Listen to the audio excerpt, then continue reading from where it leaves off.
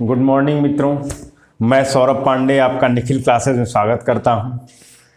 तो आज हम शुरू करेंगे, एक नया चैप्टर है, नया अध्याय है, अनुसूची, शेड्यूल, है ना। क्या होती है अनुसूची? जैसे कि हमारे संविधान में आपको बताए थे कि 395 अनुच्छेद हैं, है ना, और वो कितने भाग में है, जो कि 395 अनुच्छेद और 22 भाग हुआ करते थे। अभी 95 अनुच्छेद और 448 अनुच्छेद हैं। तो इनको अनुच्छेद और भाग में विभाजित किया गया है। जैसे पहले भाग में, पहले पार्ट में आपका 1 से 4 अनुच्छेद है, दूसरे पार्ट में 5 से 11 है, तीसरे पार्ट में 12 से 35 है। तो अलग अलग पार्ट में अलग अलग अनुच्छेद में विभाजित किया गया है। कुछ चीजें हैं जो इनके अलावा एक अलग लिस्ट बनाई गई, एक अलग तरीके से उनका विभाजन किया गया है, उनको लिस्टेड किया गया है, वो है अनुसूची। कुछ चीजें हैं जो अलग से अनुसूची एक बना दी गई है। उस अनुसूची में 12 लिस्ट है, 12 अनुसूची है जो कि अलग से है संविधान के भाग और अनुच्छेद के अलावा। ठीक है, तीसरी चीज है अनुसूची, शेड्यूल। तो देख लेते हैं, जब हमारा संविधान बना था 1950 में कॉन्स्टिट्यूशन, तो कितने अनुसूचियां थी? 8 थी। और अभी इस समय वर्तमान में कितने हैं? तो 12 अनुसूचियां हैं। ठीक है, तो देख लेते हैं किस अनुसूची में क्या क्या लिखा हुआ है, क्या क्या प्रोविजन। क्वेश्चन आपसे पूछता है कि राज्यसभा में जो सीटों का एलोकेशन है वो किस अनुसूची में कहा गया है। ठीक है, या फिर इस तरीके का क्वेश्चन बनता है कि आपका जो केंद्र और राज्य के बीच जो शक्तियों का विभाजन है, यानी कि जो लिस्ट है, संघ सूची, राज्य सूची और समवर्ती सूची, सेंट्रल लिस्ट, स्टेट लिस्ट और आपका कॉन्करेंट लिस्ट, ये किस अनुसूची में है। तो एक एक अनुसूची को हम देख लेते हैं क्या क्या है। ठीक है, तो पहली अनुसूची है, पहली अनुसूची आपका 28 स्टेट और 8 यूनियन टेरिटरीज, 28 राज्य और 8 केंद्र शासित प्रदेश का वर्णन संविधान के पहली अनुसूची में है।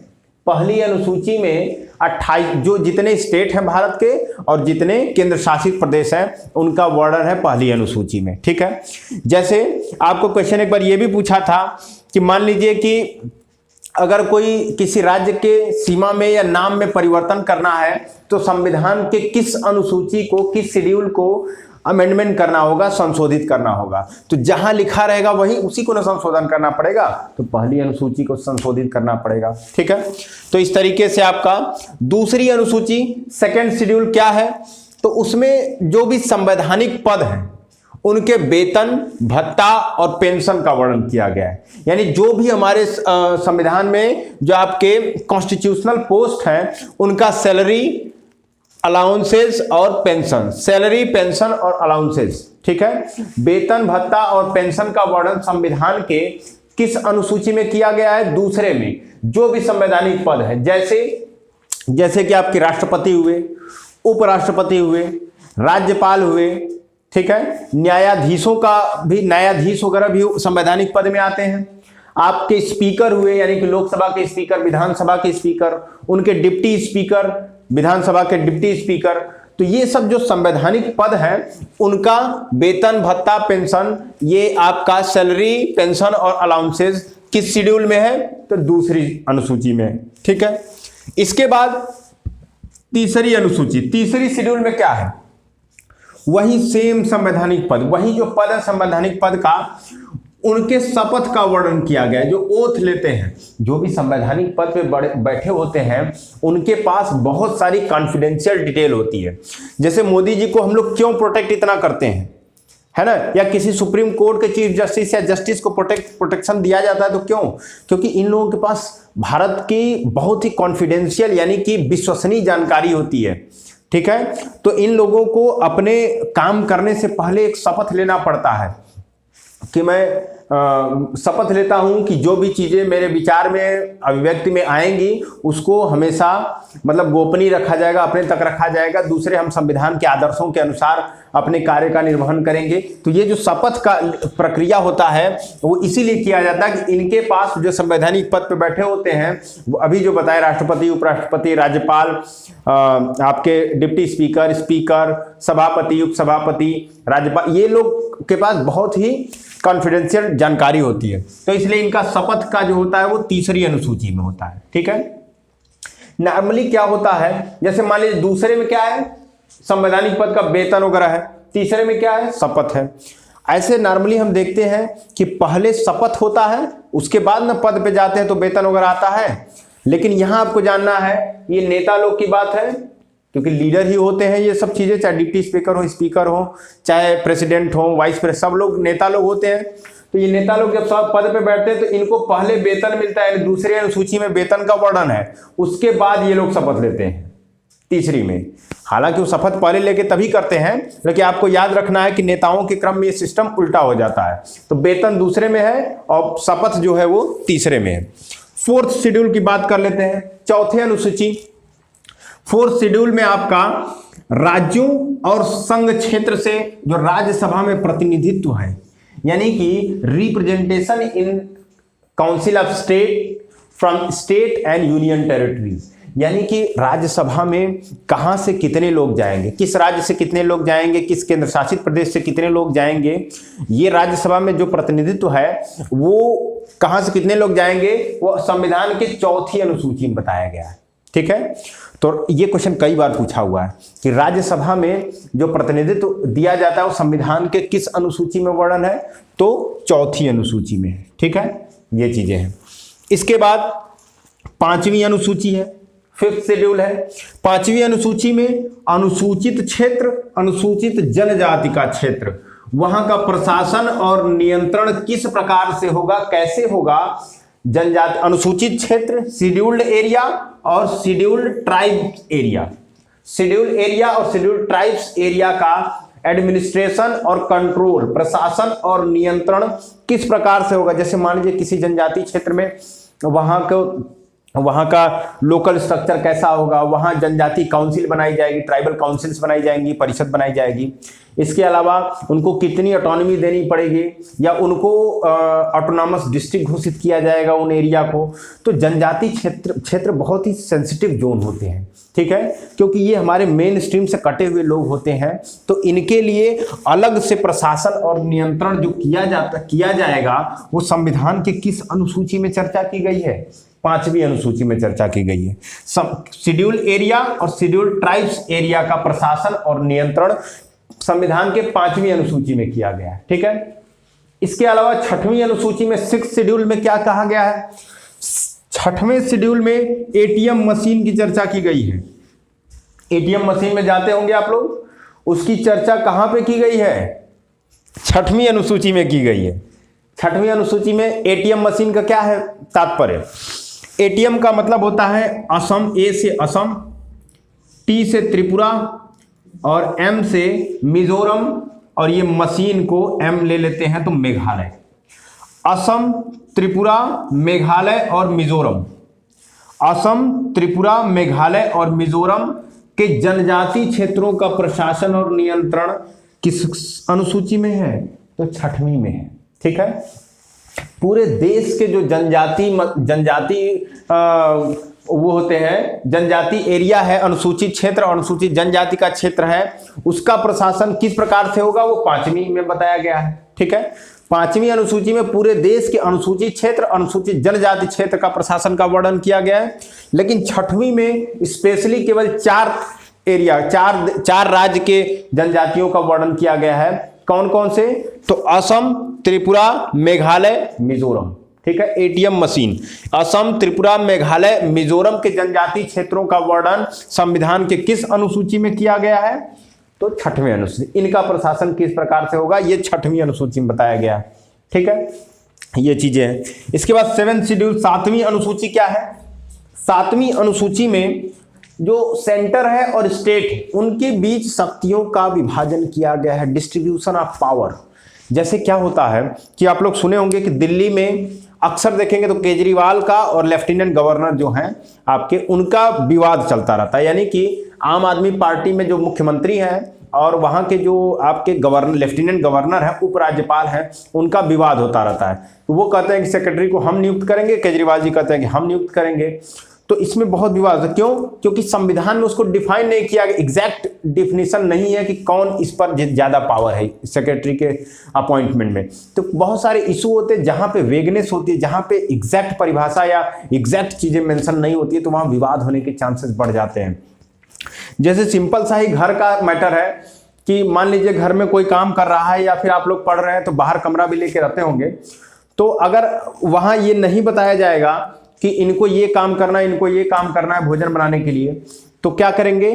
2-4 दिन तो ठीक चलेगा, उसके बाद फिर समस्या हो जाएगी, हर लोग सोने लगेंगे। तो इसलिए एक जो डिफाइन होता है कि इनको ये करना है, इनको ये करना है, उनको वो करना है, तो सब लोग अपना अपना काम अच्छे से करेंगे। तो यही है जो केंद्र और राज्यों के बीच शक्तियों का विभाजन हो, यानी कि केंद्र सरकार किन किन सब्जेक्ट पर काम करेगी, राज्य सरकार किन किन सब्जेक्ट पर काम करेगी। ठीक है, तो केंद्र सरकार जिन जिन उस पे विषय पर काम करती है उसकी एक सूची है संघ सूची। संघ सूची में जितने विषय हैं उस पे केंद्र सरकार काम करती है। राज्य सूची है जिस पे राज्य सरकार काम करती है, सेंट्रल लिस्ट, स्टेट लिस्ट, और तीसरी लिस्ट है आपकी समवर्ती सूची। समवर्ती का मतलब कॉन्करेंट लिस्ट। ये ऐसी लिस्ट है, कुछ ऐसे विषय हैं, कुछ ऐसे सब्जेक्ट हैं जिस पर केंद्र को भी काम करना है, सेंट्रल गवर्नमेंट को भी काम करना है और स्टेट गवर्नमेंट को भी काम करना है। तो वो चीजें किस सूची में डाली जाती है? समवर्ती सूची में डाली जाती हैं। ठीक है, तो सेंट्रल लिस्ट जो है, सेंट्रल लिस्ट में अभी कितने सब्जेक्ट हैं? तो पहले 97 थे और अभी कितने हो गए हैं? 98। पहले 97 थे, अभी 98 सब्जेक्ट हो गए। कितने सब्जेक्ट? अभी 98 सब्जेक्ट हैं, पहले 97 सब्जेक्ट थे।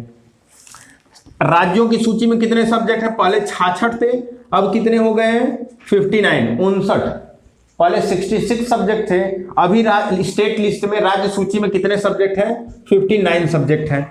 कॉन्करेंट लिस्ट में यानी कि समवर्ती सूची में कितने सब्जेक्ट हैं? तो पहले 47 थे। पहले का मतलब क्या है? पहले का मतलब जब इंडिया आजाद हुआ था, जब संविधान बना था, तो 47 दिया गया था समवर्ती सूची में, और अभी बढ़कर के कितना हो गया है? 52 हो गया। ये सब्जेक्ट क्या होते हैं? सब्जेक्ट का मतलब ये है कि जैसे मान लीजिए किसी एक विषय पर, जैसे मान लीजिए कि सेना यानी कि मिलिट्री किसके अंडर में रहेगी? तो सेंट्रल गवर्नमेंट के अंडर में रहेगी। ठीक है, तो वो एक सब्जेक्ट हो गया सेंट्रल लिस्ट का। इसी तरीके से अगर पुलिस की बात की जाए तो किसके कब्जे में रहेगी? तो स्टेट गवर्नमेंट, राज्य सरकार के कब्जे में रहती है। हम आपकी बात करें कम्युनिकेशन, यानी जियो का एयरटेल से ये सब कम्युनिकेशन करवाता है, ये किसके अंडर में रहेगी? तो वो सेंट्रल गवर्नमेंट के रहेगी। रेडियो है, टीवी है, किसके सब्जेक्ट में आएगी? केंद्र सरकार के आएगी। बैंकिंग है, बीमा है, या फिर शेयर मार्केट है, ये सब किसके कब्जे में आएगी? सेंट्रल गवर्नमेंट के कब्जे में आएगी। डाक विभाग है, यानी कि ठीक है, ये सब किसके में आएगी? Central government. स्टेट गवर्नमेंट की बात कर लें तो आपका कृषि है, पुलिस है, जेल है, ठीक है, और आपका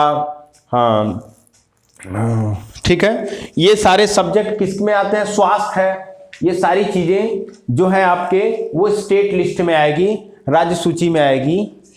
ठीक है, अब तीसरी लिस्ट है आपकी समवर्ती सूची। समवर्ती सूची का मतलब क्या है कि कॉन्करेंट लिस्ट। कॉन्करेंट लिस्ट में वो चीजें होती है जिसमें दोनों लोग काम करते हैं, सेंट्रल गवर्नमेंट और स्टेट गवर्नमेंट, यानी योगी जी और मोदी जी दोनों लोग मिलकर काम करेंगे। उत्तर प्रदेश की बात कर रहे हैं, उत्तर प्रदेश में योगी जी और सेंट्रल गवर्नमेंट में अभी मोदी जी हैं, तो मिलके काम करेंगे जिन सब्जेक्ट पर, वो कॉन्करेंट लिस्ट में आएंगे। जैसे आपका शिक्षा है, फॉरेस्ट है, ठीक है, वन है, और आपका जैसे कि आपका आपराधिक मामले, कोई भी जेल स्टेट गवर्नमेंट का सब्जेक्ट है, पुलिस स्टेट गवर्नमेंट का, मिलिट्री सेंट्रल गवर्नमेंट का, लेकिन जो भी क्राइम्स होते हैं, क्राइम्स पे दोनों लोग काम करते हैं। स्टेट गवर्नमेंट अपना, जैसे इसका सीआईडी है, सीबीआई उनका है, एनआईए उनका है, सेंट्रल गवर्नमेंट का, तो दोनों लोग, कभी आप लोग सुने होंगे कि इस मामले को सीबीआई को हैंडओवर कर दीजिए, यानी जब सीबीआई आ जाएगी तो फिर स्टेट का रोल खत्म हो जाता है, यानी दोनों लोग क्राइम्स के मामले में ये चीजें करते हैं। ठीक है, तो ये समवर्ती सूची के विषय होते हैं। समवर्ती सूची संबंधित एक और फैक्ट याद रखिएगा कि शिक्षा और वन, एजुकेशन और फॉरेस्ट, ये जो है पहले स्टेट लिस्ट में हुआ करते थे। ठीक है, ये राज्य की सूची में हुआ करते थे, ये समवर्ती सूची में इस समय आ गए हैं। और किस संशोधन के थ्रू आए थे? तो 42वां संविधान संशोधन, 42nd कॉन्स्टिट्यूशनल अमेंडमेंट 1976, 1976। 42वां संविधान संशोधन 1976 के तहत जो शिक्षा और वन दो सब्जेक्ट हैं वो कहां से? स्टेट लिस्ट यानी राज्य सूची से किसमें शामिल कर दिए गए? समवर्ती सूची में। ठीक है, क्वेश्चन ये पूछता है कि आपका शिक्षा समवर्ती सूची में शामिल हुआ है संविधान के किस संशोधन से? तो 42वां संविधान संशोधन। आपको बताए थे कि 42वां संविधान संशोधन बहुत ज्यादा इंपॉर्टेंट है, इसको मिनी कॉन्स्टिट्यूशन भी कहा जाता है। ठीक है, तो इसके बाद जो है आपका 8वां शेड्यूल है। 8वें शेड्यूल यानी 8वीं अनुसूची। 8वीं अनुसूची में कई बार ये सब क्वेश्चन इस तरीके के आए हैं कि 8वीं अनुसूची में किसका उल्लेख है? तो 8वीं अनुसूची में भाषा का उल्लेख है। ठीक है, कितनी भाषाएं हमारे संविधान में दर्ज की गई हैं? तो 22 भाषाएं।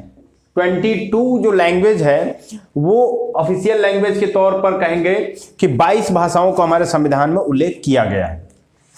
तो 22 भाषाओं का उल्लेख है। सबसे पहले जो मूल संविधान हमारा बना था उसमें कितने भाषा थी? 14 भाषा थी। उसमें कितनी भाषा थी? 14 भाषा थी। ठीक है, जैसे आप अगर एक तरफ से देखेंगे, सबसे पहले आपका अगर अब क्वेश्चन ये पूछता है कौन सी कब जोड़ी गई, जैसे सिंधी कब जोड़ी गई, कोंकणी कब जोड़ी गई या मैथिली कब जोड़ी गई, तो ये देखेंगे। इससे पहले थोड़ा सा आइडिया ले लेते हैं कौन कौन सा 14 भाषाएं थी हमारी पहले। जैसे कि आपका हिंदी है, संस्कृत है, और इसके बाद ऊपर से आएंगे कश्मीरी है, उर्दू है ना, उंगली पर गिनते जाइएगा। इसके बाद आपका पंजाबी है, और उसके बाद और नीचे आएंगे तो आपका गुजराती है, मराठी है। ठीक है, इसके बाद अगर उधर नॉर्थ ईस्ट की तरफ चले जाएं तो आपका असम था, असमिया था, बांग्ला था, उड़िया था। इसके बाद आंध्र प्रदेश में आ जाएंगे तो आपका तेलुगु था, और तमिलनाडु में तमिल था। फिर आपका इधर केरला में मलयालम है। ठीक है, इसके बाद कर्नाटक में आपका वो कन्नड़ है। और ठीक है, ये चीज़ें हमारी आपकी 14 भाषाएं थी। ठीक, इसके बाद क्या हुआ कि सिंधी भाषा जोड़ी गई 1967 में, 1967। ठीक है, संविधान में 21वां संविधान संशोधन किया गया, 21st कॉन्स्टिट्यूशनल अमेंडमेंट 1967। इसके तहत हम अपने संविधान में सिंधी भाषा को जोड़े थे। ठीक है, 15 भाषाएं हो गई 1967 में।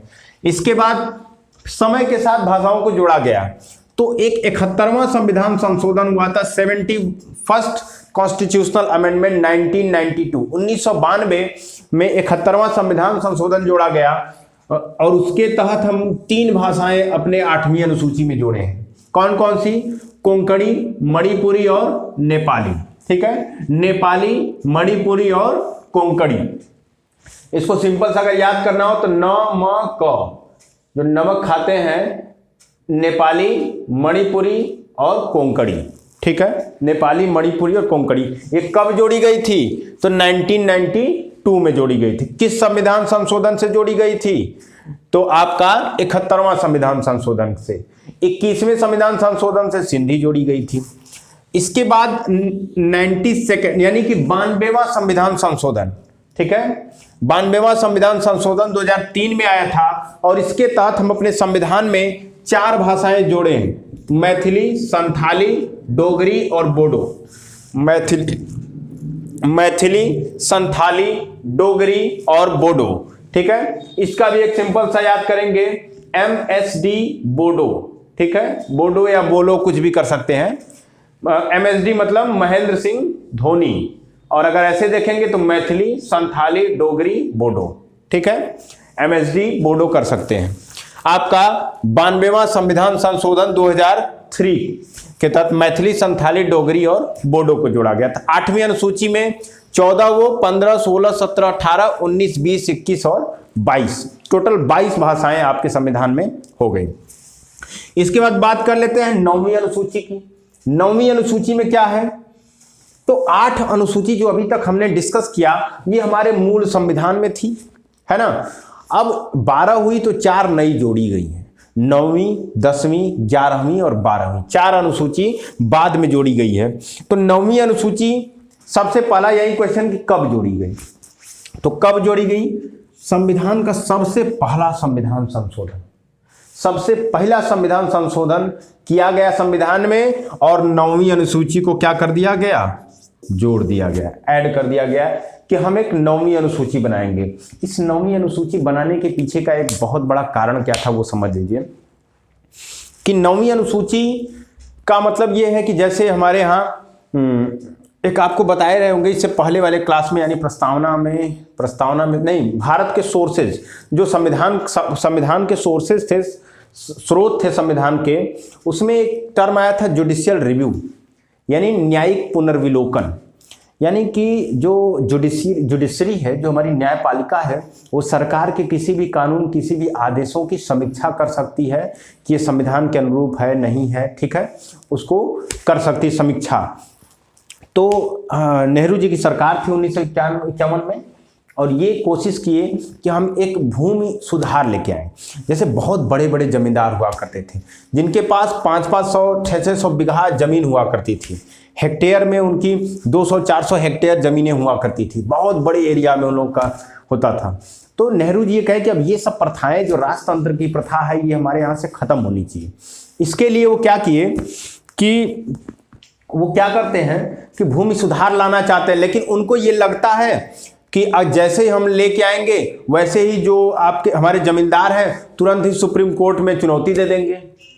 अगर वो जब चुनौती दे देंगे तो चुनौती देने के बाद क्या होता है, फिर सूरती बनानी पड़ेगी, तो यानी कि समस्या आएगी। तो नेहरू जी क्या किए कि कहे कि इनको चुनौती न दे सुप्रीम कोर्ट में जाकर के हमारे डिसीजन को, ये तुरंत ही क्या किए कि हम कहे कि एक नई अनुसूची हम जोड़ दे रहे हैं, 8 के बजाय 9वीं अनुसूची जोड़ दिए, और संविधान में प्रावधान कर दिए कि 9वीं अनुसूची में जिन जिन कानूनों को, जिन जिन आदेशों को हम डालेंगे उसका सुप्रीम कोर्ट समीक्षा नहीं कर सकता है। यानी न्यायिक पुनर्विलोकन से बाहर होगा, जुडिशियल रिव्यू से बाहर होगा 9वीं अनुसूची, ठीक है, कि बार बार लोग कोर्ट में न जाए हमारे किसी भी आदेश को चैलेंज करने के लिए। तो इसलिए 9वीं अनुसूची बनाई गई थी, ठीक है। तो इसी कारण से कि ताकि आसानी से भूमि सुधार कर सके, और भी ऐसे कुछ सुधार हो जो कि जनहित में जरूरी हो और वो सुप्रीम कोर्ट में जाकर के मामला डिले ना हो, इसलिए हम सीधे सीधे 9वीं अनुसूची में उसके डाल करके हम काम करेंगे उस पर, ठीक है। तो इसलिए 9वीं अनुसूची बनाई गई। सबसे पहला संविधान संशोधन 1951 में किया गया था, ठीक है। और अभी तक इसमें 282 कानून है, 282 कानून है इस समय 9वीं अनुसूची में। हालांकि इसमें लगभग 300 के आसपास कानून थे, अब वो धीरे धीरे निकलने लगे, कम होने लगे हैं, क्योंकि सुप्रीम कोर्ट 2007 में कह दिया है।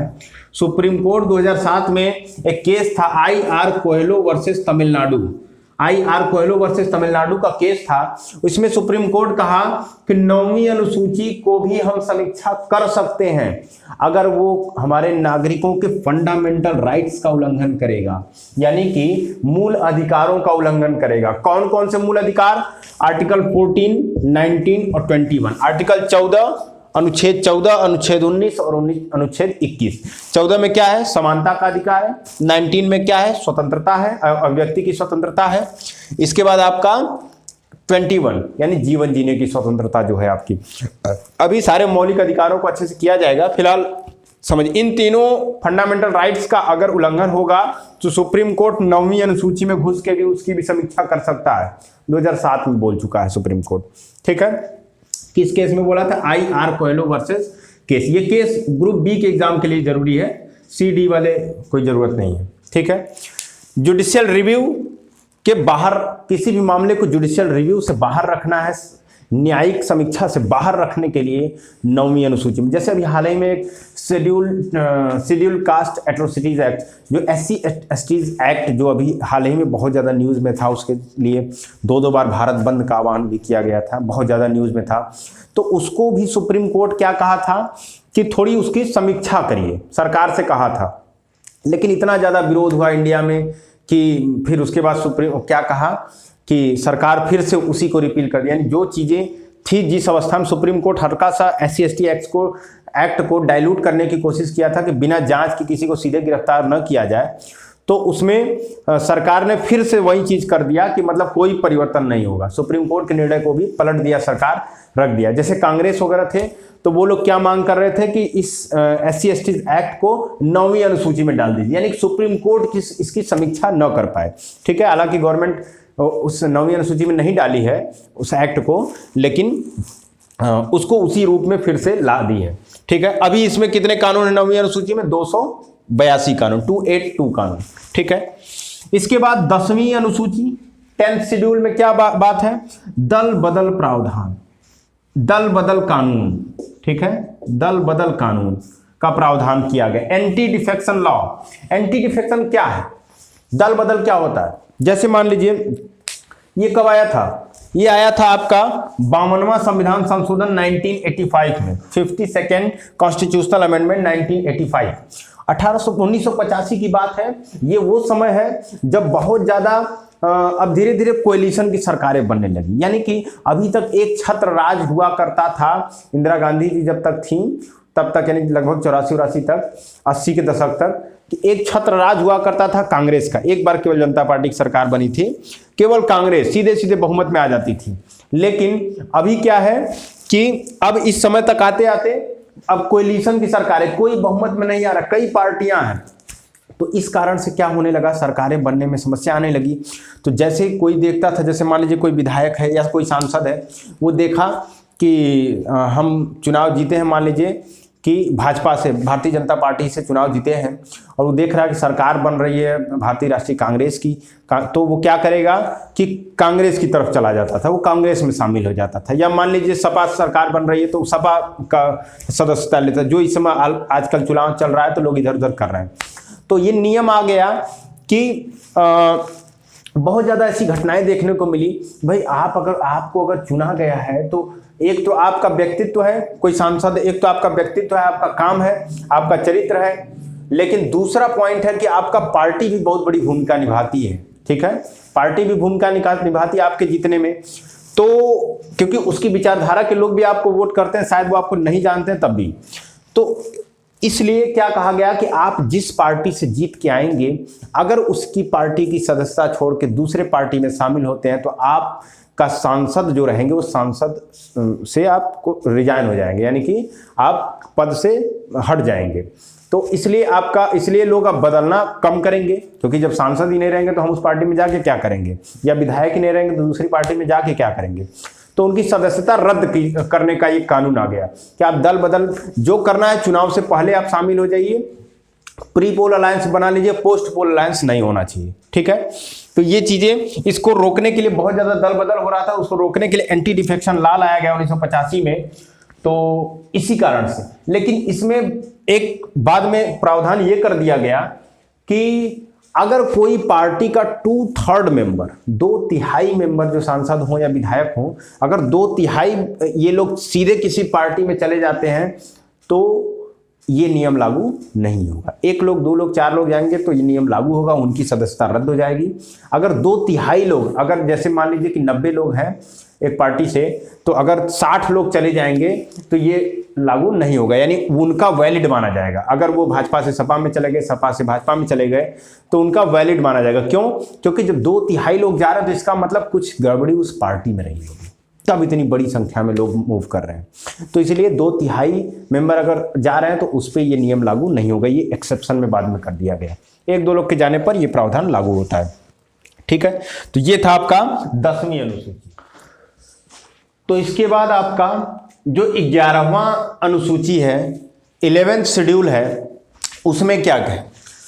11th शेड्यूल में पंचायती राज प्रणाली का वर्णन है, पंचायती राज सिस्टम। ठीक है, जैसे हमारे यहाँ क्या हुआ करता था, केवल सेंट्रल गवर्नमेंट हुआ करती थी और उसके बाद स्टेट गवर्नमेंट, यानी tyre 1 central government, tyre 2 state government. लेकिन हमारे डीपीएसपी में कहा गया है कि आपका टायर 3 भी होनी चाहिए। टायर 3 का मतलब कि एक गांव में ग्राम पंचायत और शहरों में जो है नगर निगम वगैरह होना चाहिए। ठीक है, तो tyre 1 central government, tyre 2 state government, tyre 2 local bodies, गांव में ग्राम पंचायत, शहरों में शहरी निकाय। ठीक है, तो इसी क्रम में 11वीं अनुसूची लाई गई थी 1992 में, 73वां संविधान संशोधन 1992 में, ठीक है। 73वां संविधान संशोधन किया गया और उस पंचायती राज सिस्टम लेके आया गया, ठीक है। हालांकि ये सिस्टम 1993 में लागू मतलब स्टैब्लिश हुआ, लेकिन वो संविधान संशोधन कब आया था? 1992 में ही आया था।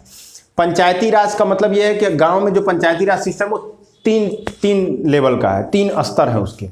एक है ग्राम सभा का स्तर, दूसरा है आपका प्रखंड स्तर जिसको ब्लॉक लेवल बोलते हैं, विलेज लेवल, ब्लॉक लेवल, प्रखंड स्तर, और तीसरा है आपका डिस्ट्रिक्ट लेवल यानी कि जिला स्तर का, ठीक है।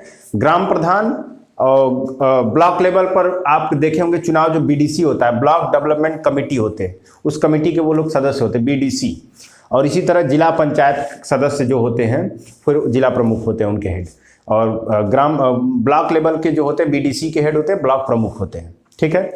और तो ये चीजें हैं आपका ग्राम स्तर, प्रखंड स्तर और आपका जिला स्तर, 3 तरह का 3 लेवल होते हैं।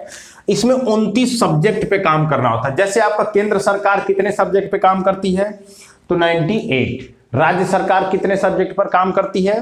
तो 59 सब्जेक्ट पर। और समवर्ती सूची यानी कॉन्करेंट लिस्ट जो होती है उस पर कौन काम करता है? तो उस पर आपके दोनों लोग मिल करके काम करते हैं समवर्ती सूची में। समवर्ती सूची में क्या होता है? जैसे आपका जनसंख्या नियंत्रण हुआ, परिवार नियोजन हुआ, ठीक है, ये सारी चीजें किस में आती हैं? समवर्ती सूची में आती हैं, ठीक। इसी तरीके से पंचायतों के पास कितना सब्जेक्ट है? तो 29 सब्जेक्ट है। जैसे आपका मछली पालन हुआ, पीडीएस यानी पब्लिक डिस्ट्रीब्यूशन, सरकारी राशन की दुकान होती है, ग्राम प्रधान के अंडर में होती है। मिड डे मील योजना को चलाना, गांव में किसी का पेयजल की उपलब्धता कराना, यानी किसी का हैंडपंप वगैरह खराब होता था तो अक्सर लोग प्रधान जी के पास जाते हैं। इसके बाद गांव में खड़ंजा बिछाना, ये इस तरीके के कितने सब्जेक्ट हैं? 29 सब्जेक्ट है जिसपे ग्राम प्रधान या पंचायती राज सिस्टम काम करती है, ठीक है। इसके बाद आपका 12वीं अनुसूची है। 12वीं अनुसूची कब आई थी? उसके जस्ट बाद आई थी 73वां पंचायती राज और 74वां संविधान संशोधन 1992, शहरी स्थानीय स्वशासन, ठीक है। अर्बन लोकल बॉडीज संविधान के किस संशोधन से आई है? 74वें संशोधन से आई है। संविधान के किस अनुसूची में है? तो 12वीं अनुसूची में, ठीक है। जैसे गांव में आप देखते हो, शहरों में आपका नगर निगम होता है ना, उसमें भी 3 तरह के होते हैं। जैसे कि आपका नगर पंचायत, नगर परिषद और नगर निगम। नगर पंचायत वो एरिया होता है शहर का वो हिस्सा जो अभी गांव था लेकिन धीरे धीरे नगर की तरफ बढ़ रहा है। इसके अलावा नगर परिषद क्या होता है कि आपका छोटे जो नगर क्षेत्र होते हैं वहां पे नगर परिषद होती है, ठीक है। और इसके बाद बड़े नगरों में क्या होती है? नगर निगम होती है। तो ये चीजें हैं। नगर निगम यानी अर्बन लोकल बॉडीज को कितने सब्जेक्ट पे काम करने होते हैं? तो आपके 18 सब्जेक्ट पर काम करने होते हैं, ठीक है। भारत का सबसे पहला जो आपका नगर निगम था वो कौन सा था? ठीक है, ये क्वेश्चन एक बार पूछा हुआ है। पहला नगर निगम कौन सा था? तो आपका 1687 में बना था, मद्रास नगर निगम। 1687 में मद्रास नगर निगम सबसे पहला नगर निगम बना था, ठीक है। ये थे आपके 12 अनुसूचियां, ठीक है। इसके लिए एक और फैक्ट है जो कि यहीं पे लिख लीजिए। दिल्ली को एनसीआर का दर्जा दिया गया था, national capital region. National capital region यानी राष्ट्रीय राजधानी क्षेत्र 69वें संविधान संशोधन 1991 में, 69वें संविधान संशोधन 1991 के थ्रू दिल्ली को एनसीआर का दर्जा दिया गया था, ठीक है। तो इसको यहीं पे रोकते हैं। सेशन पसंद आ रहा है तो लाइक करिएगा और शेयर करने की कोशिश करिएगा और सब्सक्राइब करिएगा। Thank you.